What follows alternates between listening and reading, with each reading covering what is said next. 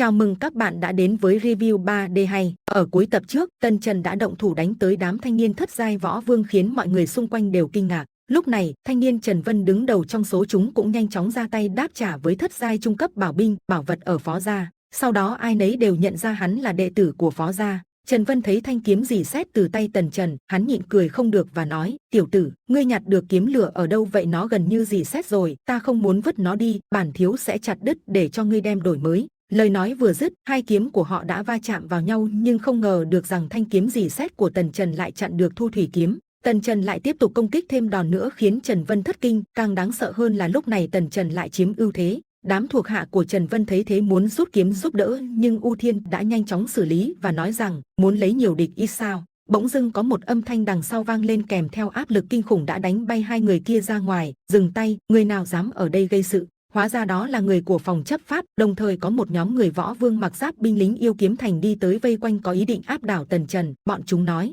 "Gây sự ở Yêu Kiếm Thành, mấy người các ngươi không muốn sống nữa à?" Phó Trần Vân thấy thế vội vàng thu kiếm và hành lễ nói: "Mấy vị tiền bối, ta là Phó Trần Vân, đệ tử Phó gia, sao dám gây rối ở đây? Chính tiểu tử kia tấn công ta trước, ta buộc phải tự vệ, xin các vị minh giám." Nghe vậy, vài tên vệ binh Yêu Kiếm Thành nhìn nhau, sắc mặt dịu đi vì hai bên có mối quan hệ khá tốt và nói: "Ngươi là đệ tử của Phó gia." Sau đó bọn chúng nhìn về phía bọn người Tần Trần, lạnh lùng nói: "Mấy người các ngươi là ai mà to gan thế? Ở đây có ý đồ gây rối gì?" Lúc này mấy người xung quanh đều lắc đầu và nghĩ đám người Tần Trần đã đắc tội Phó gia như vậy, không bị lấy mạng thì cũng phải lột da. Tần Trần cũng vội vàng đáp lại: "Mấy vị Yêu Kiếm Tông tiền bối, chúng ta là người Đan Các, lần này đi ngang qua nơi đây chỉ là vì mượn dùng truyền tống trận, cũng không ác ý." Mọi người nghe được đều kinh ngạc và nghĩ khó trách những người này lại tự tin như vậy, hóa ra là người của Đan Các. Mặc dù tại Yêu Kiếm Thành, Phó gia được mệnh danh là thần binh thậm chí cả ở Bắc Thiên Vực, nhưng so với Đan Các thì họ còn kém xa. Sau đó, Trác Thanh lấy phù hiệu giả kim ra và nói: "Mấy vị, bọn ta